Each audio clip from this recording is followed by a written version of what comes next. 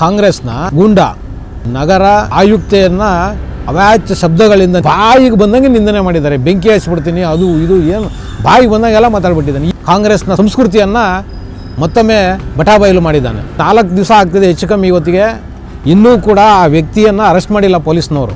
ಅಧಿಕಾರಿ ಈಗಾಗಲೇ ಕಂಪ್ಲೇಂಟು ಕೊಟ್ಟಾಗಿದೆ, ಆದರೆ ಇನ್ನೂ ಅರೆಸ್ಟ್ ಮಾಡಿಲ್ಲ. ಪೊಲೀಸವ್ರು ಏನು ಸೊಬ ಹೇಳ್ತಿರೋದು ಕೈಗೆ ಸಿಗ್ತಿಲ್ಲ ಅಂತ. ಸಿದ್ದರಾಮಯ್ಯನವರು ಸಾರ್ವಜನಿಕ ಸಭೆಯಲ್ಲಿ ಸ್ಟೇಜ್ ಮೇಲೆ DYSP ರ್ಯಾಂಕಲ್ಲಿರೋ ಒಬ್ಬ ಅಧಿಕಾರಿಗೆ ಕೈ ಎತ್ಕೊಂಡು ಹೊಡೆಯಕ್ಕೆ ಹೋಗ್ತಾರೆ. ಹಿರಿಯ ಹಣ್ಣಿನ ಚಾಳಿ ಮನೆ ಮಂದಿಗೆಲ್ಲ ಅಂತ ಹೇಳ್ಬಿಟ್ಟು. ಸಿದ್ದರಾಮಯ್ಯನವರು ಕೂಡ ಈ ಚಾಳಿ ಇದೆ, ಕಂಡಲ್ಲಿ ಅಧಿಕಾರಿಗಳನ್ನ ಬೈಯೋದು, ಹೊಡೆಯಕ್ಕೆ ಹೋಗೋದು. ಈ ಥರ ಚಾಳಿ ಸರ್ಕಾರದಲ್ಲಿ ಕೂತಿರೋ ಮುಖ್ಯಮಂತ್ರಿಗಳಿಗೆ ಇದೆ. ಕಾಂಗ್ರೆಸ್ನವ್ರು ಇದ್ದಾರಲ್ವಾ, ಸರ್ಕಾರಿ ನೌಕರರ ಮೇಲೆ ಇವರ ಗದ ಪ್ರಹಾರನ ಮಾಡ್ತಿದ್ದಾರೆ. ಅವರು ಇಂಡಿವಿಜುವಲ್ ಆಗಿ ಸರ್ಕಾರಿ ನೌಕರರು ಇವತ್ತು ಕೆಲಸ ಮಾಡೋವಂಥ ಪರಿಸ್ಥಿತಿನ ನಿಜವಾಗ್ಲೂ ಇವರು ನಿರ್ಮಾಣ ಮಾಡ್ತಿಲ್ಲ. ಇವ್ರು ಏನು ಹೇಳ್ತಾರೋ ಆ ಕೆಲಸ ಆಗಬೇಕು. ಗೂಂಡಾಗಳಿದ್ದಾರೆ, ರೌಡಿಗಳಿದ್ದಾರೆ ನಿಮ್ಮ ಕಾಂಗ್ರೆಸ್ ಪಾರ್ಟಿನಲ್ಲಿ.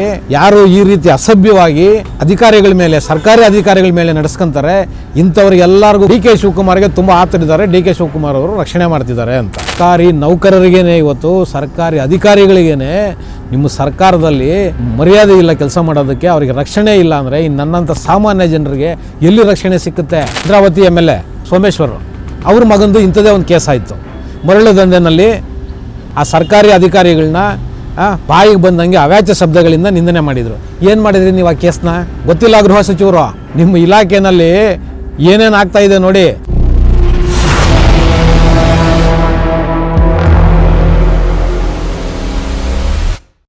TV ವಿಕ್ರಮದ ಪ್ರೀತಿಯ ನೋಡುಗರಿಗೆ ಟ್ಯಾಕ್ಸಿವಾಲಾ ಕಾರ್ಯಕ್ರಮಕ್ಕೆ ಸ್ವಾಗತ. ನಾನು ನಿಮ್ಮ ನರಸಿಂಹಮೂರ್ತಿ. ವೀಕ್ಷಕರೇ, ಶಿಡ್ಲಘಟ್ಟದಲ್ಲಿ ಕಾಂಗ್ರೆಸ್ನ ಒಬ್ಬ ಗೂಂಡ, ನಾನು ಮುಖಂಡ ಅಂತ ಹೇಳಲ್ಲ, ಕಾಂಗ್ರೆಸ್ನ ಒಬ್ಬ ಗೂಂಡ ನಗರ ಆಯುಕ್ತೆಯನ್ನು ಅವಾಚ್ಯ ಶಬ್ದಗಳಿಂದ ನಿಂದಿಸೋದರ ಮೂಲಕ ಕಾಂಗ್ರೆಸ್ನ ಸಂಸ್ಕೃತಿಯನ್ನು ಮತ್ತೊಮ್ಮೆ ಬಟಾಬಯಲು ಮಾಡಿದ್ದಾನೆ. ವೀಕ್ಷಕರೇ ನೋಡಿ, ಇವತ್ತಿನ ಪರಿಸ್ಥಿತಿ ಹೆಂಗಿದೆ ಅಂದರೆ, ಈ ಕಾಂಗ್ರೆಸ್ನವ್ರು ಇದ್ದಾರಲ್ವ, ಅದು MLA ಇರಲಿ ಅಥವಾ MNನಲ್ಲಿ ಸೋತಿರೋ ಕ್ಯಾಂಡಿಡೇಟ್ ಇರಲಿ ಅಥವಾ ಸ್ಥಳೀಯವಾಗಿ ಮುಖಂಡರುಗಳಿರಲಿ, ಇವತ್ತು ಏನಾಗ್ಬಿಟ್ಟಿದೆ ಅಂದರೆ ಸರ್ಕಾರಿ ನೌಕರರ ಮೇಲೆ ಇವರ ಗದ ಪ್ರಹಾರನ ಮಾಡ್ತಿದ್ದಾರೆ. ಏನಪ್ಪ ಇವ್ರದ್ದು ಕತೆಗಳು ಅಂದರೆ, ಸರ್ಕಾರಿ ನೌಕರರು ಇವ್ರು ಏನು ಹೇಳ್ತಾರೋ ಆ ರೀತಿಯಲ್ಲಿ ಕೆಲಸ ಮಾಡಬೇಕು. ಅವರು ಇಂಡಿವಿಜುವಲ್ ಆಗಿ ಸರ್ಕಾರಿ ನೌಕರರು ಇವತ್ತು ಕೆಲಸ ಮಾಡೋವಂಥ ಪರಿಸ್ಥಿತಿನ ನಿಜವಾಗ್ಲೂ ಇವರು ನಿರ್ಮಾಣ ಮಾಡ್ತಿಲ್ಲ. ಇವ್ರು ಏನು ಹೇಳ್ತಾರೋ ಆ ಕೆಲಸ ಆಗಬೇಕು. ಇನ್ನು ನೋಡಿ, ಶಿಡ್ಲಘಟ್ಟದಲ್ಲಿ ಒಂದು ಘಟನೆ ನಡೆದಿದೆ. ಏನಪ್ಪ ಅಂದರೆ, ಈ ಜಮೀರ್ ಅಹಮದ್ ಖಾನ್ ಅವ್ರ ಮಗ ಇದ್ದಾರಲ್ವ, ಅವ್ರ ಮಗಂದು ಯಾವುದೋ ಒಂದು ಸಿನಿಮಾ ಪೋಸ್ಟರ್ನ ಹಾಕೋ ಒಂದು ವಿಚಾರಕ್ಕೆ ಹಿಂದೆ ಕಾಂಗ್ರೆಸ್ಸಲ್ಲಿ ಎಲೆಕ್ಷನ್ಗೆ ನಿಂತು MLAಗೆ ಸೋತಿರೋ ಒಬ್ಬ ವ್ಯಕ್ತಿ ರಾಜೀವ್ ಗೌಡ ಅಂತ ಹೇಳ್ಬಿಟ್ಟು ಶಿಡ್ಲಘಟ್ಟದಲ್ಲಿ ಅಲ್ಲಿನ ಒಂದು ನಗರ ಪೌರ ಆಯುಕ್ತೆಯನ್ನು ಬಾಯಿಗೆ ಬಂದಂಗೆ ನಿಂದನೆ ಮಾಡಿದ್ದಾರೆ. ಬೆಂಕಿ ಹಚ್ಚಿಬಿಡ್ತೀನಿ, ಅದು ಇದು ಏನು ಬಾಯಿಗೆ ಬಂದಂಗೆಲ್ಲ ಮಾತಾಡ್ಬಿಟ್ಟಿದ್ದಾನೆ. ಏನಕ್ಕೆ ಅದು ಯಾಕೆ ಬೈಬೇಕಾಗಿತ್ತು? ಏನಂತ ಇದಿತ್ತು ಭಯ ಅಂಥದ್ದು ಅಂತ ನೋಡಿದ್ರೆ ಏನಿಲ್ಲ. ಈ ಜಮೀರ್ ಅಹಮದ್ ಖಾನ್ ಮಗಂದು ಯಾವುದೋ ಒಂದು ಸಿನಿಮಾದನ್ನು ಒಂದು ಪೋಸ್ಟರು ರೋಡಲ್ಲೇ ಹಾಕಿರೋದು ಒಂದು ದೊಡ್ಡದಾಗಿ. ಏನಕ್ಕೆ ತೆಗ್ದಿರೋದು ಅದನ್ನು ಅಂದರೆ, ಓಡಾಡೋರಿಗೆ ತೊಂದರೆ ಆಗುತ್ತೆ ಅಂತ ಹೇಳ್ಬಿಟ್ಟು ಅದನ್ನ ತೆಗೆಸ್ಬಿಟ್ಟಿದ್ದಾರೆ. ಅದನ್ನು ತೆಗೆಸಿರೋದಕ್ಕೆ ಈ ಅಪ್ಪನಿಗೆ ಕೋಪ ಬಂದ್ಬಿಟ್ಟಿದೆ. ಅದರಿಂದ ಪಾಪ ಆ ಅಧಿಕಾರಿ, ಆ ಹೆಣ್ಮಗಳೇನಿದ್ದಾಳೆ ಸರ್ಕಾರಿ ಅಧಿಕಾರಿ, ಬಾಯಿಗೆ ಬಂದಂಗೆ ನಿಂದನೆ ಮಾಡಿ ಅವಾಚ್ಯ ಶಬ್ದಗಳಿಂದ ಬೈದಿದ್ದಾರೆ. ಇವತ್ತು ನೋಡಿ, 4 ದಿವಸ ಆಗ್ತಿದೆ ಹೆಚ್ಚು ಕಮ್ಮಿ ಇವತ್ತಿಗೆ, ಇನ್ನೂ ಕೂಡ ಆ ವ್ಯಕ್ತಿಯನ್ನು ಅರೆಸ್ಟ್ ಮಾಡಿಲ್ಲ ಪೊಲೀಸ್ನವರು. ಇನ್ನೂ ಅರೆಸ್ಟ್ ಮಾಡಿಲ್ಲ. ಆ ಅಧಿಕಾರಿ ಈಗಾಗಲೇ ಕಂಪ್ಲೇಂಟು ಕೊಟ್ಟಾಗಿದೆ, ಆದರೆ ಇನ್ನೂ ಅರೆಸ್ಟ್ ಮಾಡಿಲ್ಲ. ಪೊಲೀಸವ್ರು ಏನು ಸೊಬ ಹೇಳ್ತಿರೋದು ಕೈಗೆ ಸಿಗ್ತಿಲ್ಲ ಅಂತ. ಯಾವ ಮಟ್ಟಕ್ಕೆ ನೋಡಿ ಆಡಳಿತನ ತೊಗೊಂಡು ಬಂದು ನಿಲ್ಲಿಸಿದ್ದಾರೆ ಸಿದ್ದರಾಮಯ್ಯನವರು ಅಂದರೆ, ತುಂಬ ಅಸಹಾಯಕರಾಗಿ ಇವತ್ತು ಆಳ್ವಿಕೆನ ಮಾಡ್ತಿದ್ದಾರೆ ಅವರು. ಇವರಿಗೆ ಏನು ಹಿಡಿತಾ ಇಲ್ಲ, ಇವ್ರ ಲೀಡರ್ಗಳ ಮೇಲೆ ಹಿಡಿತಾ ಇಲ್ಲ, ಕಾರ್ಯಕರ್ತರ ಮೇಲೆ ಹಿಡಿತಾ ಇಲ್ಲ. ಅಧಿಕಾರಿಗಳಿವತ್ತು ಕೆಲಸ ಮಾಡೋಕ್ಕಾಗದೇ ಇರೋಂಥ ಪರಿಸ್ಥಿತಿನ ಇವತ್ತು ಸಿದ್ದರಾಮಯ್ಯನವರು ಕರ್ನಾಟಕದಲ್ಲಿ ನಿರ್ಮಾಣ ಮಾಡಿದ್ದಾರೆ. ವೀಕ್ಷಕರೇ, ಹೌದು ನೋಡಿ, ಈ ಕಾಂಗ್ರೆಸ್ ಸರ್ಕಾರ ಅಧಿಕಾರಕ್ಕೆ ಬಂದ ಮೇಲೆ ಎಷ್ಟು ಜನ ಕೆಲಸ ಮಾಡೋಕ್ಕಾಗದೇ ಇರೋದು ಅಂಥ ಪರಿಸ್ಥಿತಿ ಇವತ್ತು ಅಧಿಕಾರಿಗಳಲ್ಲಿ ಬಂದಿದೆ ನೋಡಿ. ಇದರಲ್ಲಿ ಹಿಂದೆ ರಾಯಚೂರಲ್ಲಿ ಹೋದ ವರ್ಷದಲ್ಲಿ ಆಗಿದ್ದು, ಒಬ್ಬ ಇನ್ಸ್ಪೆಕ್ಟ್ರು ತುಂಬ ಬಡ ಕುಟುಂಬದಿಂದ ಬಂದು ತುಂಬ ಕಷ್ಟಪಟ್ಟು ಒಂದು PSI ಆಗಿ ಆಯ್ಕೆ ಆಗಿರ್ತಾರೆ. ಅವ್ರಿಗೊಂದು ವರ್ಗಾವಣೆ ವಿಚಾರದಲ್ಲಿ 50 ಲಕ್ಷ ರೂಪಾಯಿ ಡಿಮ್ಯಾಂಡ್ ಇಕ್ಕಿದ್ದಾರೆ ಅಂತ ಹೇಳ್ಬಿಟ್ಟು ಪಾಪ ಹನುಮಂತಪ್ಪ ಅಂತ ಹೇಳ್ಬಿಟ್ಟು PSI ಆತ್ಮಹತ್ಯೆ ಮಾಡ್ಕೊತಾರೆ ಅವರು ನೋಡಿ. ಮತ್ತು ಸಿದ್ದರಾಮಯ್ಯನವರು ಮೊನ್ನೆ ಮುಖ್ಯಮಂತ್ರಿಗಳು ಸಾರ್ವಜನಿಕ ಸಭೆಯಲ್ಲಿ ಸ್ಟೇಜ್ ಮೇಲೆ ಬೆಳಗಾವಿನಲ್ಲಿ ಒಬ್ಬರು DYSP ರ್ಯಾಂಕಲ್ಲಿರೋ ಒಬ್ಬ ಅಧಿಕಾರಿಗೆ ಕೈ ಎತ್ಕೊಂಡು ಹೊಡೆಯೋಕ್ಕೆ ಹೋಗ್ತಾರೆ. ಇದು ಇಂಥ ದೊಡ್ಡ ದೊಡ್ಡ ಸ್ಥಾನಗಳಲ್ಲಿ ಕೂತಿರೋ ಇವರುಗಳೇ ಹಿಂಗೆ ಮಾಡಿದ್ರೆ ಇನ್ನು ಕೆಳಗಡೆ ಈ ರಾಜೀವ್ ಗೌಡ ಅಂಥವ್ರು ಇನ್ನೇನು ಮಾಡ್ತಾರೆ? ಅವರು ಇದೇ ಕೆಲಸ ಮಾಡೋದೇ ಅಲ್ವಾ? ಅದೇನೋ ಒಂದು ಗಾದೆ ಇದೆ ನಮ್ಮ ಕಡೆ, ಏನೋ ಹಿರಿಯ ಹಣ್ಣಿನ ಚಾಳಿ ಮನೆ ಮಂದಿಗೆಲ್ಲ ಅಂತ ಹೇಳ್ಬಿಟ್ಟು. ಹಂಗೆ ಸಿದ್ದರಾಮಯ್ಯವ್ರಿಗೂ ಕೂಡ ಈ ಚಾಳಿ ಇದೆ. ಕಂಡಲ್ಲಿ ಅಧಿಕಾರಿಗಳನ್ನ ಬೈಯೋದು, ಹೊಡೆಯೋಕೆ ಹೋಗೋದು, ಈ ಥರ ಚಾಳಿ ಸರ್ಕಾರದಲ್ಲಿ ಕೂತಿರೋ ಮುಖ್ಯಮಂತ್ರಿಗಳಿಗೆ ಇದೆ. ಅದಕ್ಕೋಸ್ಕರ ಇವತ್ತು ಕಾಂಗ್ರೆಸ್ನ ಏನು ಕಾರ್ಯಕರ್ತರಿದ್ದಾರೆ ಅವರುಗಳಿವತ್ತು ಸರ್ಕಾರದ ಯಾವುದೇ ಕಚೇರಿನಲ್ಲಿ ಅವ್ರು ಹೇಳ್ದಂಗೆ ನಡಿಬೇಕು ಅನ್ನೋ ಒಂದು ಮನಸ್ಥಿತಿಗೆ ಬಂದು ನಿಂತುಬಿಟ್ಟಿದ್ದಾರೆ ವೀಕ್ಷಕರೇ. ಇವತ್ತು ಇಂಥ ಒಂದು ಪರಿಸ್ಥಿತಿನ ಇವತ್ತು ಕರ್ನಾಟಕದಲ್ಲಿ ಸಿದ್ದರಾಮಯ್ಯನವ್ರು ನಿರ್ಮಾಣ ಮಾಡಿದ್ದಾರೆ. ಇವರುಗಳಿಗೇನು ಸಿದ್ದರಾಮಯ್ಯ ಮತ್ತು DK ಶಿವಕುಮಾರ್ ಅವ್ರಿಗೇನೋ ಅವರಿಗೆ ಕುರ್ಚಿ ಕಾದಾಟ ಇಬ್ಬರ ಮಧ್ಯೆ ಏನು ಜಗಳ ಹತ್ಕೊಂಡಿದೆಯಲ್ಲ, ಅವರು ಇದನ್ನು ಸರಿ ಮಾಡ್ಕೊಳ್ಳೋಕ್ಕಾಗದೆ ಒದ್ದಾಡ್ತಿದ್ದಾರೆ. ಸರ್ಕಾರದ ಮೇಲೆ ಯಾವ ಹಿಡಿತಾನೂ ಇಲ್ಲ. ಇನ್ನು ಈಗೇನು ಜನ ಮಾತಾಡ್ತಿರೋದು, ಈ ರಾಜೀವ್ ಗೌಡ ಇದ್ದಾನಲ್ವಾ, ಈ ಶಿಡ್ಲಘಟ್ಟದ ಹೋದ ಎಲೆಕ್ಷನ್ನಲ್ಲಿ MLA ನಿಂತು ಸೋತಿರೋ ಮನುಷ್ಯ, ಇನ್ನು ಹೇಳ್ತಿರೋದೇನು DK ಶಿವಕುಮಾರ್ಗೆ ತುಂಬ ಆಪ್ತರಿದ್ದಾರೆ, DK ಶಿವಕುಮಾರ್ ಅವರು ರಕ್ಷಣೆ ಮಾಡ್ತಿದ್ದಾರೆ ಅಂತ. DK ಶಿವಕುಮಾರ್ ಅವರೇ ನೋಡಿ, ನಿಮಗೆ ಒಂದು ನಿಮ್ಮ DK ಶಿವಕುಮಾರ್ ಅನ್ನೋ ಒಂದು ಹೆಸರಿದೆಯಲ್ವಾ, ಈ ಹೆಸರಿಗೆ ಇಂಥ ಕಳಂಕಗಳು ತುಂಬ ಅಂಟ್ಕೊತ ಇದೆ. ನಿಮಗೆ ಗೊತ್ತೋ ಗೊತ್ತಿಲ್ವೋ, ಬಟ್ ನಾನು ಸೂಕ್ಷ್ಮವಾಗಿ ಗಮನಿಸಿರೋದನ್ನು ಹೇಳ್ತಾ ಇದ್ದೀನಿ, ನಿಮಗೆ ಕೇಳಿಸ್ಕೊಳ್ಳಿ. ನಿಮಗಿವತ್ತು ಏನಕ್ಕೆ ಮುಖ್ಯಮಂತ್ರಿ ಸ್ಥಾನನ ಕೊಡೋದಕ್ಕೆ ಹೈಕಮಾಂಡ್ ಹಿಂದೆ ಮುಂದೆ ನೋಡ್ತಿದೆ ಅಂದರೆ, ನೋಡಿ ಇಂಥ ಒಂದು ದೊಡ್ಡ ಮಟ್ಟದ ಆಪಾದನೆಗಳು ನಿಮ್ಮ ಮೇಲಿದ್ದಾವೆ ಕರ್ನಾಟಕದಲ್ಲಿ. ಹೌದು, ಯಾರು ಗೂಂಡಾಗಳಿದ್ದಾರೆ, ರೌಡಿಗಳಿದ್ದಾರೆ ನಿಮ್ಮ ಕಾಂಗ್ರೆಸ್ ಪಾರ್ಟಿನಲ್ಲಿ, ಯಾರು ಈ ರೀತಿ ಅಸಭ್ಯವಾಗಿ ಅಧಿಕಾರಿಗಳ ಮೇಲೆ, ಸರ್ಕಾರಿ ಅಧಿಕಾರಿಗಳ ಮೇಲೆ ನಡೆಸ್ಕೊತಾರೆ, ಇಂಥವ್ರಿಗೆಲ್ಲರಿಗೂ ಕೂಡ ನೀವು ರಕ್ಷಣೆ ಕೊಡ್ತಾ ಇದ್ದೀರಿ ಅಂತ ಹೇಳಿ ನಿಮ್ಮ ಮೇಲೆ ತುಂಬ ದೊಡ್ಡ ಮಟ್ಟದಲ್ಲಿ ಆರೋಪ ಇದೆ. ನೋಡಿ, ನಿಮ್ಮದೇ ಪಕ್ಷದ ಒಬ್ಬ MLA Kaval by ಸಂದ್ರದ Akhanda Srinivasa Murthy ಅವ್ರ ಮನೆಗೆ ಬೆಂಕಿ ಹಚ್ಚಿದ ಪ್ರಕರಣದಲ್ಲಿ ಸಂಪತ್ ಕುಮಾರ್ ಅವರು ಅದರಲ್ಲಿ ಆರೋಪಿಯಾಗಿದ್ದಾರೆ. ನೀವು ಅವ್ರನ್ನ ರಕ್ಷಣೆ ಮಾಡ್ತಿದ್ದೀರಿ ಅನ್ನೋ ಆರೋಪ ಇದೆ. ಇನ್ನು ಈ ಥರ ಸಂಸ್ಕಾರನೇ ಇಲ್ದಿರೋ, ಸಂಸ್ಕೃತಿನೇ ಗೊತ್ತಿಲ್ದಿರೋ ಜನರಿಗೆ ನೀವು ರಕ್ಷಣೆ ಕೊಡ್ತಾ ಹೋದರೆ ನೀವು ಕೊಡ್ತಿದ್ದೀರೋ ಇಲ್ವೋ ನನಗೆ ಗೊತ್ತಿಲ್ಲ.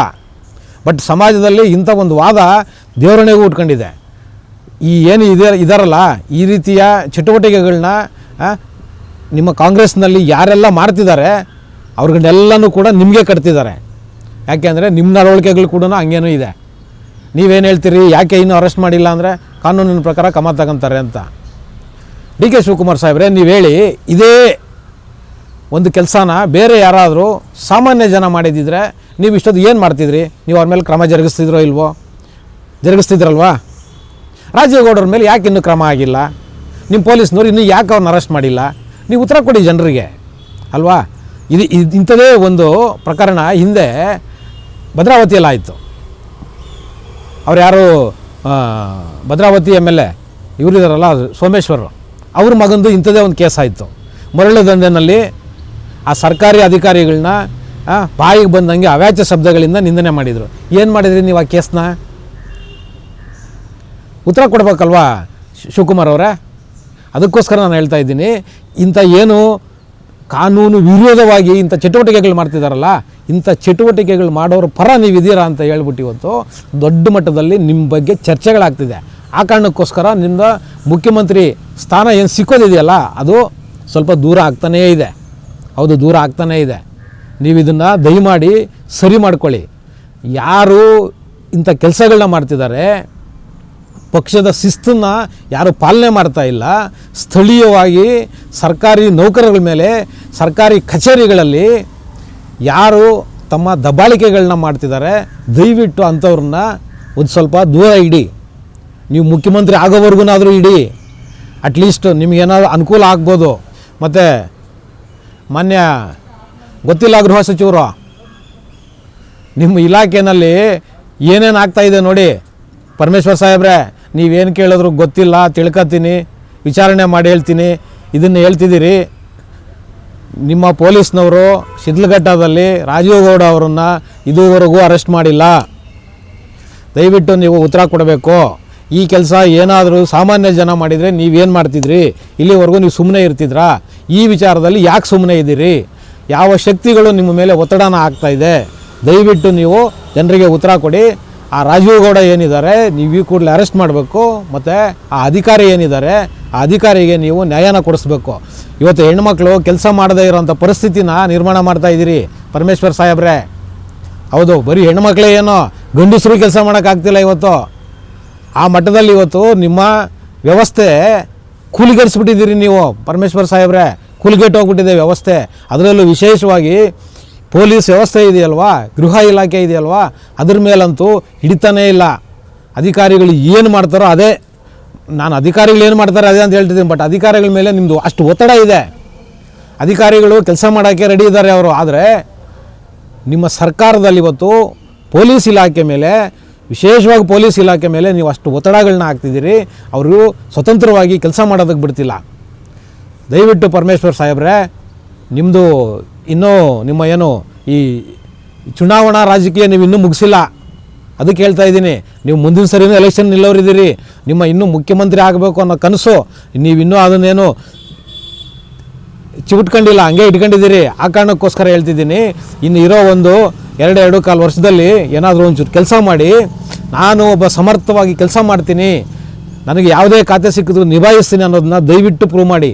ಅಟ್ಲೀಸ್ಟ್ ನೀವೇನೋ ಮುಂದೆ ಏನಾದರೂ ಮುಖ್ಯಮಂತ್ರಿ ಆಗೋದು ಒಂದು ಅವಕಾಶನೂ ಇರ್ಬೋದು. ಈ ಸಲ ಅಂತೂ ನಿಮಗಿಲ್ಲ.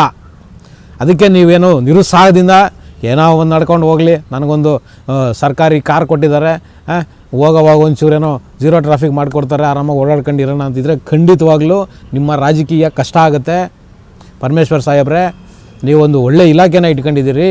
ಸಾರ್ವಜನಿಕರನ್ನ ನೀವು ರಕ್ಷಣೆ ಮಾಡೋವಂಥ ಇಲಾಖೆನ ಇಟ್ಕೊಂಡಿದ್ದೀರಿ. ಆದರೆ ಇವತ್ತು ರಕ್ಷಣೆ ಆಗ್ತಿಲ್ಲ.